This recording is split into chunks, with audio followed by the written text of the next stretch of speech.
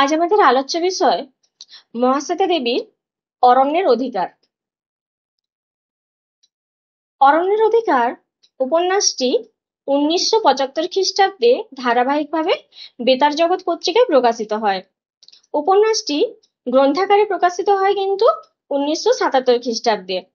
উপন্যাসের ভূমিকায় মহাশ্বেতা দেবী জানিয়েছেন উপন্যাসটি রচনার ব্যাপারে সুরেশ সিং এর dust Sturm and hanging mist গ্রন্থের কাছে বিশেষভাবে তিনি ঋণী ছিলেন এবং ওনার আখ্যানে এই উপন্যাসের প্রভাব রয়েছে। অধিকার সচেতনতার মধ্যে দিয়ে এর আখ্যান শুরু হয়েছে। আমরা যদি বিষয়বস্তুর আলোচনার গভীরে যাই তাহলে দেখতে পাবো যে মুন্ডাদের অধিকার আর দিকুদের দ্বারা তাদের যে বঞ্চনা এখানে গুরুত্ব লাভ করেছে। মুন্ডাদের যে অরণ্যের অধিকার হারানো এবং সংগ্রামের মধ্যে দিয়ে কি হয়েছে না অধিকার ছিনিয়ে বড় করে দেখানো হয়েছে। অরণ্যের সেই কান্না কে শুনেছিল না আমাদের এই উপন্যাসের আমাদের এই গল্পের নায়ক বীরসা। সে বুঝতে পারছিল ওর অরণ্য জননী কাঁদছে। অরণ্য ধর্ষিতা, দিকুদের হাতে আইনের হাতে বন্দিনী। জননী অরণ্য বলেছিল মোরে বাঁচা বীরসা, আমি শুদ্ধ শুচি হব, নিষ্কলঙ্ক হব। অরণ্যের অধিকার রক্ষার বাণী বিশ্বস্ত গেরিলা সেনা। উপন্যাসটি শুরু হয়েছে বীরসার মৃত্যুতে আর উপন্যাস শেষ হয়েছে আমাদের যেমন চিরকালের সংগ্রাম, বীরসার সংগ্রামও তাই। কিছুই ফুরোয় না পৃথিবীতে। মুন্ডারি দেশ, মাটি পাথর বন নদী, ঋতুর পর ঋতুর আগমন সংগ্রামও ফুরায় না, শেষ হতে পারে না। বীরসার যে সংগ্রাম, অত্যাচারী মানুষদের যে জাগিয়ে তোলার যে সংগ্রাম, এটি ছিল মূল উপন্যাসের কাহিনী। অরণ্য এখানে বীরসার মা, মুন্ডাদের মা। উপন্যাসটি বিভিন্ন ভাষায় অনুদিত হয়েছে এবং এটি 1979 সালে সাহিত্য একাডেমি পুরস্কার পেয়েছে। আমরা গল্পটির পুঙ্খানুপুঙ্খ লাইনগুলি আলোচনায় চলে যাব। দেখুন কি বলছেন না, বীরসা চলে গিয়েছিল চালকার।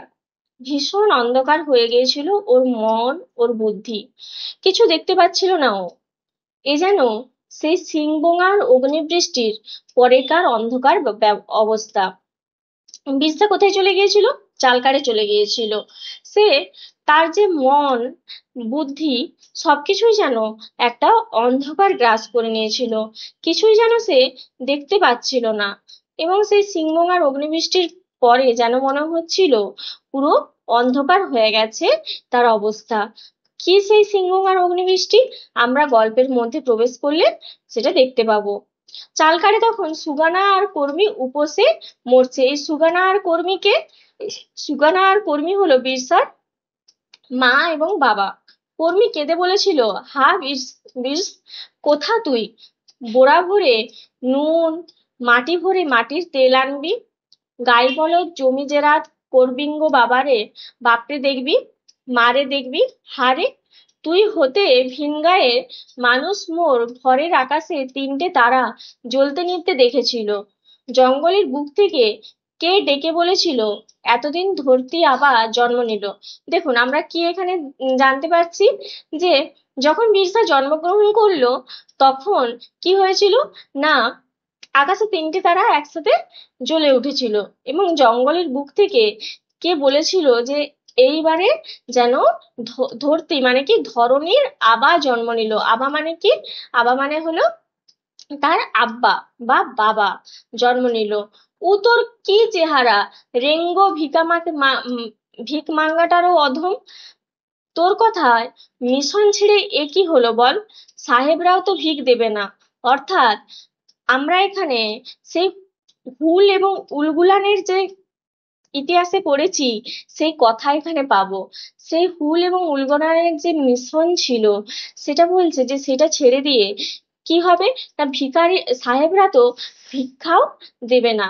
বীরসা কোনো কথা বলেনি, ভেতরটা জ্বলছিল নিভছিল ওর।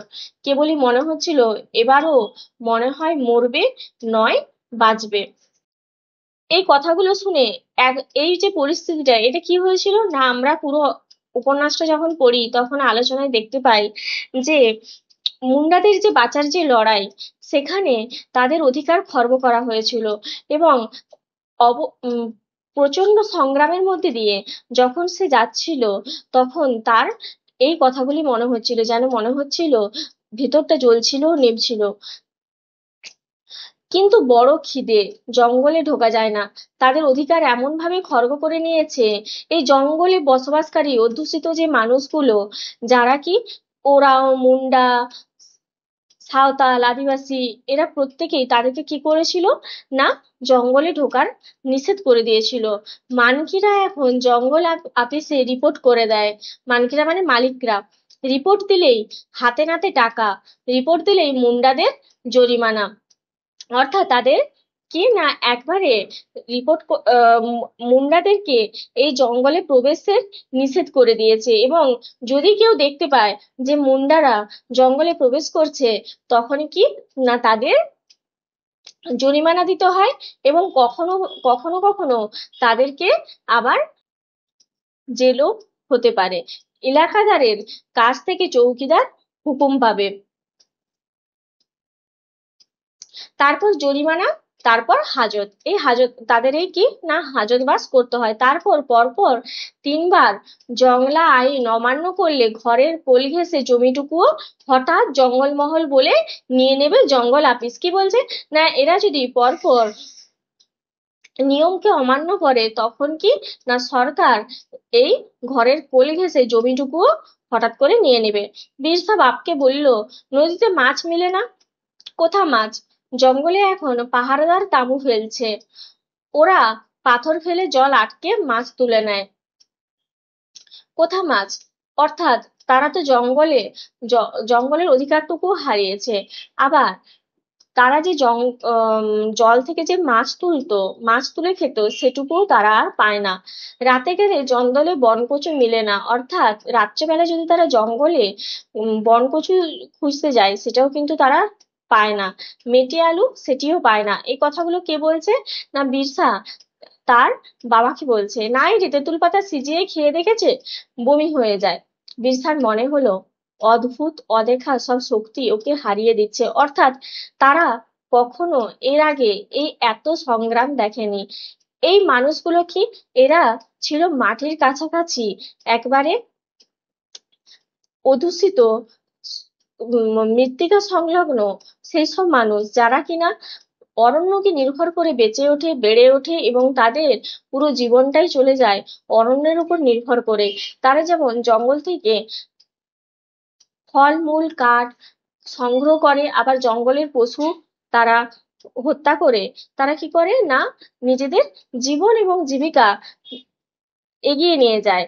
কিন্তু আজ যেন তারা আর কোনো কিছুই পাচ্ছে না, কোনো কিছু থেকে সুরাহা পাচ্ছে না, এবং নিজেরা কি হয়েছে, এই জন্য জীবন সংগ্রামের বাঁকে পড়ে তারা এই সংগ্রামগুলি আগে আর কখনো দেখেনি, এই কথা মনে হচ্ছে। প্রাচীন বিশ্বাসে ও ফিরে আসতে পারছে না মন থেকে। তাই বলছে তাই বিরসার মনে হচ্ছে যেন সে আর প্রাচীন বিশ্বাসে যে সেই সোনালী যে দিনগুলো ছিল, সেখানে যে সে যেন আর ফিরে আসতে পারছে না। তাই বোঙারা অন্ধকারে শক্তির মতো ওকে হারিয়ে দিচ্ছে। তাই হবে এ নিশ্চয়ই বোঙাদের প্রতিশোধ। বোঙারা কারা না, তাদের প্রাচীন দেবতা।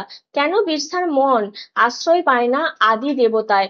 অর্থাৎ সবকিছু ছেড়ে যখন ঈশ্বরের উপর ভরসা করার, আস্থা রাখার সময়, তখন যেন কোথাও না কোথাও বিরসা আর যেন সেই আস্থা পাচ্ছে না।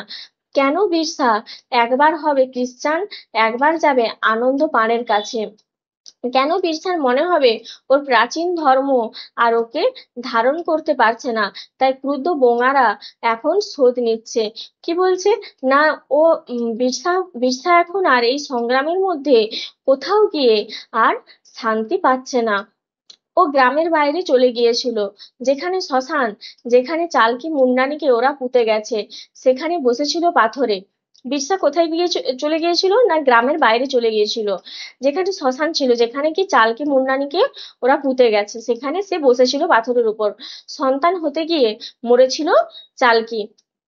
চালকি আর ওর সন্তানের আত্মা রোয়া পরলোকে বেঁচে খাবে ভেবে মুন্ডারা চালকির গা থেকে রূপোর আংটি খুলে নেয়নি। চালকির বর 8 আনা পয়সাও সঙ্গে গড় দিয়েছিল।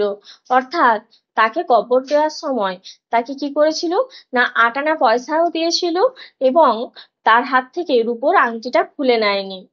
শ্মশান রক্ষক বোঙাকে তুচ্ছ করে বিরসা কবর খুঁড়ে চালকিকে টেনে বের করেছিল। টেনে বের করার সময়ে ও মনে মনে বলছিল, ভয় করি না, ভয় সত্যিই করেনি। চালকির মরাটা অন্ধকারে হাতড়াতে হাতড়াতে বিরসা আরেকটা কথা বুঝলো। কি না পেটের খিদের শক্তি সবচেয়ে দুরারোগ্য। অর্থাৎ কি মানুষের সবচেয়ে দুরারোগ্য রোগ হচ্ছে কি না পেটের খিদে। খিদে বোঙাদের শাসন তুচ্ছ করার সাহস যোগায় মনে। আংটি আর পয়সা নিয়ে রাত ভিতে পালিয়ে গিয়েছিল বড়াবাকির বাজারের দিকে। সেখানে শনিবারের হাটে ও রূপোর আংটি বেচে সেই 8 আনা পয়সার চাল কিনেছিল। চাল রেঁধে ভাত সুগানা বা কর্মী কখনো নিয়মিত খায় না। কি বললো যে পেটের খিদের শক্তি এতটাই দুরারোগ্য যে খিদে বোঙাদের শাসন তুচ্ছ করার সাহস জুগিয়েছিল মনে, এবং আংটি আর পয়সা নিয়ে রাত ভিতে পালিয়ে গেছিল বড়াবাকির বাজারের দিকে। সে সেই কবর খুঁড়ে সেখান থেকে তার কাছ থেকে পয়সা এবং আংটিটা নিয়ে সে কি করেছিল না বাজারে বিক্রি করেছিল এবং তার থেকে চাল এনে ভাত রেঁধে সুগানা আর কর্মী খেয়েছিল। সেখানে ওকে দেখেছিল ওর দাদা পোমতার জ্ঞাতিশালা। তখনই ও সে কথা চালকারে রাষ্ট্র করে দেয় এবং সে সেটা দেখেও ফেলেছিল এবং সেটা কি না চারিদিকে সেই কথা ছড়িয়ে গিয়েছিল। কর্মী রাগে ও দুঃখে কেঁদে ফেটে পড়েছিল। তার মা রাগে কেঁদে ফেটে পড়েছিল, চাল ফেলে দিয়েছিল পা দিয়ে, এবং যে চালটা সে কিনে এনেছিল সে কবর খুঁড়ে রোজ পয়সাটা নিয়ে তাতে কি করেছিল না সেই তার মা চালটা ফেলে দিয়েছিল। ছুটে গিয়ে বলেছিল, তোকে এক ঘোড়া করাই দেবে রে বিরসা, তুই পিশাচ হয়ে গিয়েছিস, আর মানুষ নাই। অর্থাৎ মানুষের জীবন সংগ্রাম কতদূর কোথায় পৌঁছালে একজন কবর খুঁড়ে পয়সা নিতে পারে সেটা একবার ভাবার বিষয়। এবং তার জন্য তার মা বলছে যে সে এত কষ্টের মধ্যে থেকেও যখন তার মা এটা শুনতে পেলো সে কি করেছিল না রেগে চালটা পা দিয়ে ফেলে দিয়েছিল এবং তাকে রেগে বলেছিল যে তোকে এক ঘরে করে দেবে, তুই পিশাচ হয়ে গেছিস, আর মানুষ নাই। তখন ভীষণ গরম জ্যৈষ্ঠ মাস, বিরসার মাথায় আগুন ধরে গিয়েছিল। মাকে সাপ দিয়েছিল, চেঁচিয়ে বলেছিল, চালকে রোয়া বলে কিছু নাই, রোয়া মানুষ নয়, রোয়ার খিদে নাই। অর্থাৎ যে মৃত মানুষের কিছু নেই, মৃত মানুষের কখনো খিদে নেই, মানুষের খিদে থাকে, মানে যারা জীবিত মানুষ তাদের খিদে থাকে। রোয়া হতে তার পেটে ভাত পড়লে সে অনেক ভালো। চাল ফেলে দিলি লাথ মেরে, চাল ফেলে দিলি লাথ মেরে মা, এ তুই কি করলি? চেঁচিয়ে বুক চাপড়ে চলে গিয়েছিল বনে। এবং সে কি করেছিল না সে চিৎকার করে সে তার মাকে এই অভিশাপের মতন বাণীগুলো শুনিয়ে সে জঙ্গলে চলে গিয়েছিল। বনে গেলেই ও চিরকাল শান্তি পায়, কিন্তু এখন আর পাচ্ছিল না। সব আমার হে, আমাকে কোনো কানুন আটকাতে পারে না বলে বলে ও জঙ্গলের ভেতর ঢুকে যাচ্ছিল। কর্মীর আর্তচিৎকার, তোরে জেহেল খাটাবে রে বিরসা, ওর কানে পৌঁছায়নি। বারবার বলছিল যে ওদেরকে যেহেতু আইন আইন করে দিয়েছিল জঙ্গলের মধ্যে ঢোকা নিষেধ বা বারণ, তার জন্য যদি কেউ দেখতে পায়, তখন কর্মী বারবার চিৎকার করে বলেছিল যে তোকে কিন্তু জেল খাটতে হবে। ও শুধু বলেছিল ধানি বলেছে রে সব আমার, ধানি কি বলেছে না এই পুরো জঙ্গল হচ্ছে তার, কারেও দিব না আমি। হা জঙ্গল, তুমি বলো না কেন তোমার দয়া কেড়ে নিবার হক কারো নাই? অর্থাৎ জঙ্গলকে সে শুধোচ্ছে যে তোমার এই অধিকার কেড়ে নেবার অধিকার যেন কারো নেই। জঙ্গলের পেট ফুটো করে ও গহন হতে গহনে ঢুকছিল। অর্থাৎ গভীর জঙ্গলের মধ্যে যখন কেউ রাস্তা তৈরি করে ভেতরের দিকে প্রবেশ করতে থাকে তখন সে কিনা চারিদিকটা দেখতে পায় না। তাই বলছে যে সে যেন জঙ্গলের পেট ফুটো করে সে আরো গহনে অর্থাৎ গভীরে ঢুকছিল। জঙ্গল তো সকল মুন্ডার মা, অর্থাৎ জঙ্গল হলো কি সকল মুন্ডাদের মা। কিন্তু বিরসা বুঝতে পারছিল ওর অরণ্য জননী কাঁদছে। অরণ্য ধর্ষিতা, দিকুদের হাতে, আইনের হাতে বন্দিনী, অর্থাৎ এই অরণ্য জননীও সে আজকে যেন কাঁদছে। জননী অরণ্য বলেছিল, মোরে বাঁচা বিরসা, আমি শুদ্ধ সূচি নিষ্কলঙ্ক হব। অর্থাৎ আজকে বাইরে এই দিকুদের অত্যাচারে অবিচারে যেন অরণ্য মা হয়ে সে বিরসা মুন্ডাকে বারবার শুধাচ্ছে, যেন সে নিষ্কলঙ্ক হতে চায় এবং তাদের সেই স্পর্শ সে যেন এড়িয়ে যেতে চায়, সে যেন সেখান থেকে বেরিয়ে আসতে চায়। মাটিতে মুখ ঘষেছিল বিরসা, গাছের গায়ে গা ঘষছিল, শিশুর মতো দুঃসাহসে অসম্ভব প্রতিশ্রুতি দিচ্ছিল অরণ্যকে, দিব দিব তোমারে শুদ্ধ করে, হা তুমি মোর মা বট, সকল মুন্ডার মা বট তুমি, তোমা হতে ঘরের চাল, ঘরের দেওয়াল, ক্ষুদায় কন্দ মূল, হরাবরা সজারু হরিণ পাখির মাংস গো মা। অর্থাৎ কি, যে তোমাকে শুদ্ধ করে দেব, তোমাকে শুচি করে দেব, এবং তুমি তো আমাদের মা, এবং তোমার যে ঘরের চাল সেখান থেকে এই মুন্ডা প্রজাতিরা কি কি পায়, ফল পায়, কন্দ পায়, ফুল পায়, মূল পায়, এবং যে পশু পাখির যে মাংস সেগুলোও তারা সংগ্রহ করে। কথাগুলি বলেই ও সতর্ক ক্ষিপ্র পাখির মতো নিজের কাঁধে মাথা কাত করে রাখছিল, কেননা ওর রক্তে বসে অরণ্য কথা বলছিল, যেন অরণ্য জননী তার রক্তে বসে কথা বলছিল। অভিমানে অবুঝ দরিদ্র নিঃস্ব শুষ্কস্তনা মুন্ডা জননীর মতো কাঁদছিল অরণ্য। বিরসা শুনছিল। হা আমি অসুচ রে, সুচ করে দিব মাগো। তখন হা দেখ দিকুতে সাহেবে মিলে মোরে বারবার অসুচ করে। কি বলছে, যে দিকুতে এবং সাহেবে মিলে মোরে বারবার অসুচ করে।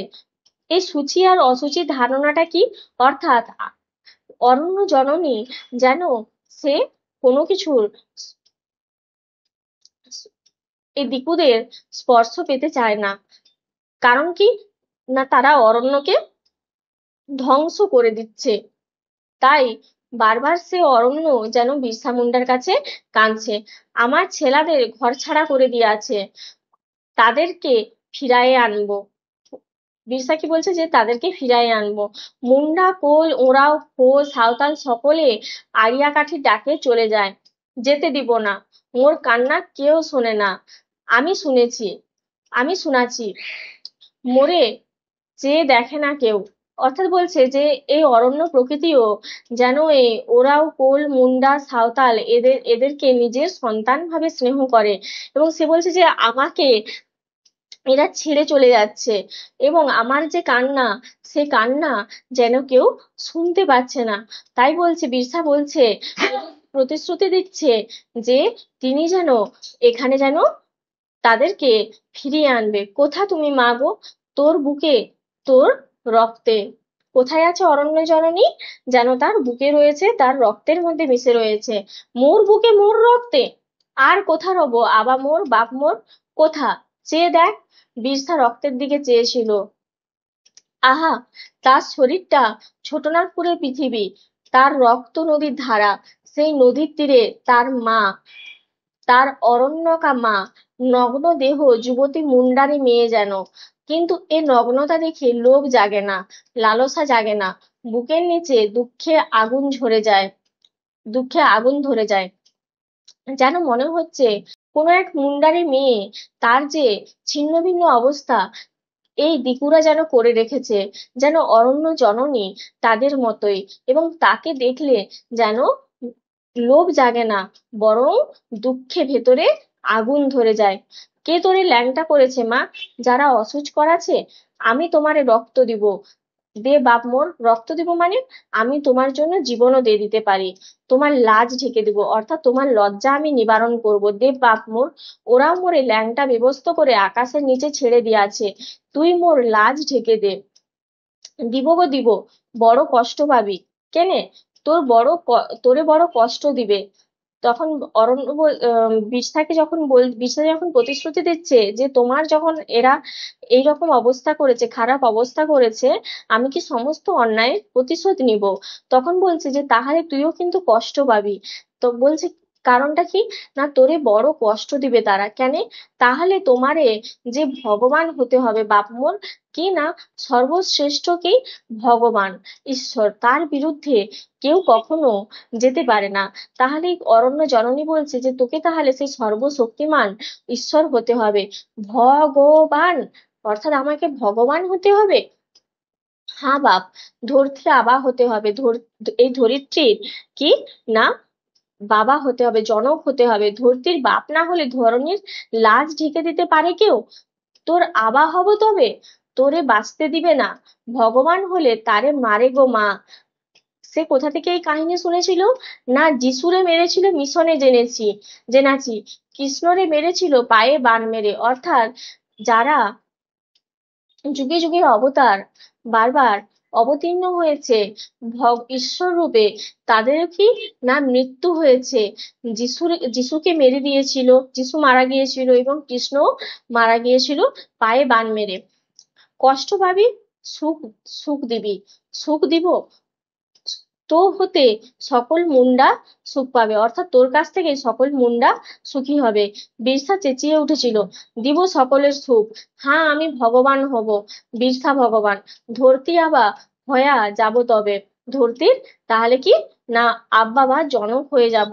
হ্যাঁ আমি সেই চুটু আর নাগুর রক্তের রক্ত বটি, আমা হতে মুন্ডারা কি বাঁচবে না। তার এই তার এই প্রতিশোধ নিলে, তার এই যন্ত্রণার অবসান হলে সমস্ত মুন্ডা প্রজাতি বেঁচে উঠবে মোর বুকে চোট মেরে, হ্যাঁ আমি রক্তে জানছি গঙ্গ।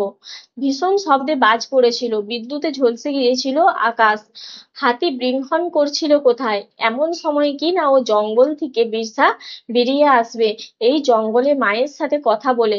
তখন কি ভীষণ শব্দে বাজ পড়ছিল এবং বিদ্যুৎ ঝলসে উঠেছিল, হাতি ডাকছিল, বাঘ গর্জন করছিল। বিরসা আকাশ পানে মুখ তুলে বৃষ্টির জলে মুখ প্লাবিত করতে করতে বলছিল, সব আমার, এই সকল জঙ্গল আমার অঙ্গ, আমি ধরতির আবা বটি।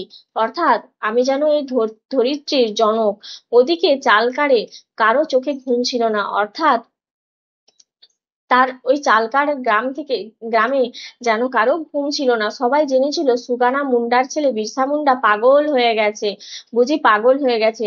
কর্মী বলছিল না না না, সবাই বলছিল কেন মিশনে যে সাহেবের সঙ্গে বিবাদ করলো, অর্থাৎ কেন মিশনে যে সাহেবের সাথে ঝগড়া করলো, না হলে এরকম পাগল হতো না বিরসা। যেদিটা চিরকাল কেমে জনাও নিল, আনন্দ পাড়ের কাছে যে রইল, বড় ছটফটা চিরকাল। কেনে চালকির মরা খুঁড়ে উঠালো, মোরে চাল এনে দিবে বলে। কি বলছে? না কেনে জনাও নিল, আনন্দ পাড়ের কাছে যে রইল, বড় ছটফটা চিরকাল। কেনে চালকির মরা খুঁড়ে উঠালো, অর্থাৎ চালকির কেন মরাটা খুঁড়ে উঠিয়েছিল? মোরে চাল এনে দিবে বলে। কেনে জঙ্গলে জঙ্গলে ফিরে, না মোর উপর রাগ করা চলে গেল। হা তোর ছেলা পাগল। কর্মী মাথায় ঘা মেরে উঠানে বসে রইল। সুগানা বলল, যা কপালে আছে তাই তো হবে, যা কপালে লিখা তাই তা যা কপালে লিখা নাই তা কখনো হয়? এই ঝড় চলছে চারদিন, আকাশটা খেপা হাতি হয়ে জল ঢালছে, মেঘের সুরে নদীতে বাজ হাঁকছে। জঙ্গলে ও একা একা ফিরে কেন? যে এইরকম প্রাকৃতিক দুর্যোগের সময় ওই জঙ্গলে বিরসা একা একা ঘুরছে কেন? কি করে? কেমন করে বলবো? তুমি বাপ, ওর বাপ, তাতে কি? হাত পা কোলে নিয়ে বসে থাকবে? সুগানা ধীরে বলল, মোর কথাও শুনবে? কোন দিন শুনেছে? কোন দিন চড়া কথা বলে নাই, চেতে উঠে নাই, যা বলেছে সব শুনে গেছে, কিন্তু যখন কাজ করার কথা ওর যা মনে নেয় তাই করেছে। অর্থাৎ ও বিরসা মুন্ডা কি না এমনিতে শান্ত থাকে, কিন্তু যখন যা কাজ করার কথা ওর মাথায় চেপে যায় তখন সে তাই করে। ও আমার ছেলে, কিন্তু ওরে আমি চিনি না, তুইও চিনিস না, মুন্ডার ঘরে এমন ছেলে হয় নাই। মুন্ডাদের ঘরে কি তাহলে ওরকম ছেলে হয় না? হ্যাঁ তুমিও এমন কথা বলো? বলি, বল না। এ কথা শুনলে আমার ভয় করে, আমি ডর খাই। এরকম কথা শুনলে কি না আমার ভয় হয়। এমন ছেলে কেমন ছেলে? ও সকল ছেলের সমান হলে আমি ডর খেতাম না। যে আর পাঁচজন সাধারণ, আর পাঁচজন ছেলের মতন যদি হতো বিরসা, তাহলে কিন্তু তার বাবার মনে কোনো ভয় থাকতো না। ও যেন কেমন কি হবে ওর। মায়ের মন বলে ওর জানে কি সর্বনাশ হবে। হলেও সে সর্বনাশ আমি রুখতে পারবো? সকল সর্দাররা ওর দিকে চেয়ে আছে, বলছে আজ যে সর্বনাশ হবে তার আহ তার দিকে কি, সেটা কি আমি দাঁড় করাতে পারবো? এবং আমার দিকে কি না, সকল সর্দাররা চেয়ে আছে। কর্মী অঝরে কেঁদেছিল, বলেছিল এত ছেলা থাকতে আমার ছেলার দিকে তারা চায় কেন? কেন বিরসা জম্মাতে আকাশে তিন তারা দেখা গেল। সকলে বলিল তোর ঘরে ধরতি আবার জন্ম নিল। অর্থাৎ যখন বিরসা জন্মেছিল তখন যে ওই যে সেই আকাশে তিনটে তারা দেখা গিয়েছিল, তখন সবাই বলে উঠেছিল যে ধরিত্রীর বাবা যেন জন্ম নিল। হা রেঙ্গো, আমি ধরতি আবার চাই না রে, আমি আমার ছেলারে বুকের ভিতর চাই, আমি আমার ছেলা চাই। সে বলেছিল যে আমি কোনো ধরিত্রীর কোনো ভগবানকে চাই না, আমি আমার ছেলেকেই চাই। কর্মী কপাল চাপড়ে হা হা করে কেঁদেছিল, বলেছিল মায়ের ব্যথা কেউ বুঝে না রে। তারপর বজ্র বিদ্যুৎ শিলাবৃষ্টির ভেতর বাতাসের চাবুকে শাল মৌহা পলাশ সেগুন কেঁদ গাছের হাহাকারের মধ্যে ওর দরজার সামনে হঠাৎ নাগর বেজে উঠলো। অর্থাৎ জল বৃষ্টির এই বজ্র বিদ্যুতের সময় শাল মৌহা পলাশ এই গাছের মধ্যে যেন হাহাকারের মধ্যে হঠাৎ দরজার সামনে কি না, নাগর বেজে উঠেছিল। এই নাগর পহানের ঘরে থাকে। ভীষণ বিপদে দাবানলে বানে পুলিশের অত্যাচারে এই নাগর বের করে দেয় পহান। এই নাগরের আওয়াজ অতি ভীষণ, গম্ভীর, রক্ত কাঁপানো। ভূমিকম্প হলে পৃথিবীর পেট থেকে এর আওয়াজের মতো গম্ভীর সাবধান হুংকারে ফেটে বেরোয়। দরজা খুলে দিয়েছিল সুগানা। কি হয়েছে না, মানুষ, গ্রামের সকল মানুষকে বজ্র বিদ্যুতের নীল আলোয় দেখা যাচ্ছে, কালো চামড়ায় বৃষ্টির জল চমকাচ্ছে গড়াচ্ছে। কার গা দিয়ে? বিরসার গা দিয়ে। সকলে বলেছিল চেয়ে দেখ, ধরতি আবারে চেয়ে দেখ। সবাই একসঙ্গে মাথা হেলিয়ে দিয়েছিল। সে এক অদ্ভুত অত্যাশ্চর্য দৃশ্য। সে দৃশ্য ভাবলে পরে বুক কেঁপে যায়। অর্থাৎ যেন তাদের কে উদ্ধার করার জন্য স্বয়ং ভগবান ঈশ্বর রূপে এই ধরিত্রীতে এসেছে। নাগর বাজছে গম্ভীরে, যখন জঙ্গল ঝড়ের চাবুকে আর্তনাদ করছে, আকাশ বজ্র বিদ্যুতে হাসছে আর জল ঢালছে। আর আকাশ পানে দুহাত তুলে বিরসা আসছে। বিরসার চোখে মুখে বৃষ্টির জল, দৃষ্টি উজ্জ্বল, ভীষণ, ভবিষ্যতের মতো, মুন্ডাতের ভবিষ্যতের মতো ভীষণ। এগিয়ে আসছিল বিরসা, মাথা উঁচু করে দুহাত তুলে। সুবানা ও কর্মীর মুখে কথা সরেনি। বিরসা, কর্মীর মুখে অবিশ্বাস। বিরসা বলিস না মা, আমি ভগবান, আমি ভগবান, আমি মুন্ডারের ছেলে ভুলাবো না, কোলে দুলাবো না। আমি সকলের জন্য এই জঙ্গল মাটি জিনে এনে দেবো। অর্থাৎ সবার জন্য আমি নিজের সবার জন্য এই জঙ্গলের মাটিকে আমি জিতে এনে দেব। এরা ভগবান চেয়েছিল মা, আমি ভগবান হয়ে ফিরে এলাম, আমার বুকে আয়। কর্মীর শীর্ণ কুঞ্চিত বুকে বিরসা কপাল ঠেকিয়েছিল। কর্মীর হাত দুটি নিজের হাতে তুলে ধরে বলেছিল আমি ভগবান মা গো, আর তোর কোলে মোড়ে ধরবে না, আটকাবে না, আমি এই ধরতির বা ধরিত্রীর আবা অর্থাৎ বাবা। কর্মীর আর্ত বুক ফাটা হাহাকার সকল মুন্ডার জয়োল্লাসে চাপা পড়ে গিয়েছিল। অর্থাৎ একজন মা যেন তার সন্তানকে, শিশুকে উৎসর্গ করে দিল এই হচ্ছে এই এই এই যুদ্ধের প্রাঙ্গণে ডুবে গিয়েছিল নাগরার ডুম ডুম ডুম গম্ভীর ঘোষণার ঢেউয়ের নিচে। মুন্ডারা চেঁচাচ্ছিল ভগবান হয়েছে গো বিরসা, সকল রুগা ভুগা বাঁচবে, মরাকে জিয়াবে। অর্থাৎ সকল রুগ্ন ভুগী মানুষরা বেঁচে উঠবে, সকল মরা লোক যেন জীবিত হয়ে উঠবে, ভুকাকে ভাত দিবে। অর্থাৎ যিনি যারা হচ্ছে ক্ষুধার জ্বালায় রয়েছে তাদেরকে সে অন্ন যোগান দেবে। নাগরায় ঘা পড়ছিল সেই সময়। সকল জমি ফিরা দিবে, জঙ্গল ফিরা দিবে, দিকুদের খেদা করা দিবে। নাগরায় ঘা পড়ছিল। সুগানা কানে হাত হাত চাপা দিল, বলল কর্মী, তোরে বলি নাই এই ছেলে তোরে হাসাবে যত কাঁদাবে তত। হ্যাঁ, কি হবে? ভগবান ভগবানের বাপ আমি, মা তুই। যেমন হাসাবে কাঁদাবে তেমনই হাসবো কাঁদবো। অর্থাৎ আমরা তো ভগবানের আজকে মা বাবা হয়ে গেছি। তাই যদি আজকে আমরা এদেরকে হাসাই এবং কাঁদাই, তাই হাসবো এবং কাঁদবো। সুগানা গভীর অবদ্ধ দুঃখে ভয়ে বারবার মাথা নেড়েছিল, যেন সে অনুগত দুঃখে এবং ভয়ে তার এই বুক ফাটানো ক্রন্দনের মধ্যে সে বারবার মাথা নেড়েছিল।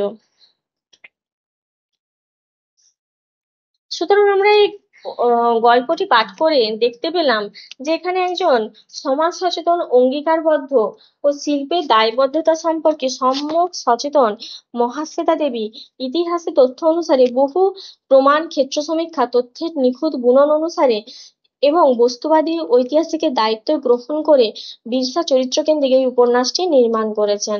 আরণ্যক উপন্যাসের কথক সত্যচরণের চোখের সামনে জনজাতি মানুষগুলির বাসস্থান, তাদের সংস্কৃতি, এতদিনে তাদের সব ঐতিহ্য নষ্ট হয়ে গেলেও বিভূতিভূষণের নায়ক সেখানে নিরুত্তাপ। অথচ মহাশ্বেতার বিরসা দিকুতের হাতে নির্বিচারে অরণ্য জননীকে ধ্বংস হতে দেখে উলগুলানের আগুনে ঝলসে দিয়েছিল ঔপনিবেশিক সাম্রাজ্যের এপিঠ ওপিঠ। এই উপন্যাসের নায়ক বিশ্বাস করতেন অরণ্য মুন্ডাদের কাছে তার গর্ভধারিণী জননী সদৃশ। মানভূম, সিংভূম, পালামৌ, ছোটনাগপুর সর্বত্রই জমির অধিকার চলে গিয়েছিল মুন্ডাদের হাত থেকে। তারা বুঝতে পেরেছিল সরকারের উপর আস্থা রাখা অসম্ভব। সমস্বার্থে ও বেনিয়া বুদ্ধির স্বার্থে সরকার, দিকু, পুলিশ সবাই এক।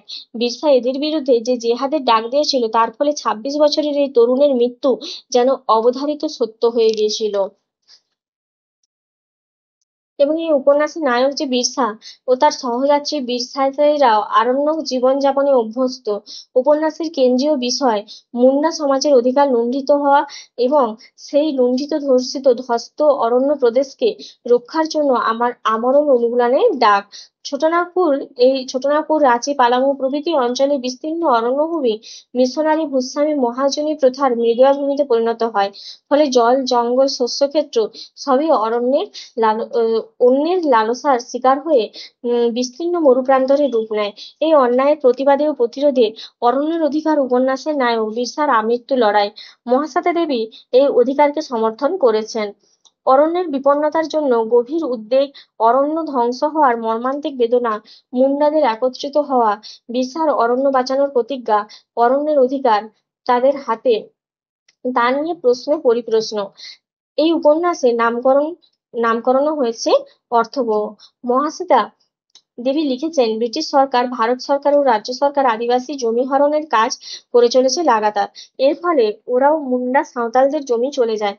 কখনো রাজ্য সরকার, কখনো মহাজনদের বিরাট ব্যাপ্ত উল্লাসের লালসার উদরে। সুতরাং দেখা যাচ্ছে বিরসা আন্দোলনের পিছনে জমি ভূমি থেকে উচ্ছেদের কারণে যে ক্ষোভ ও নিরাপত্তার হীনতার ভয় জমে ওঠে, তার কারণে আন্দোলন আন্দোলন তীব্রতা পায়।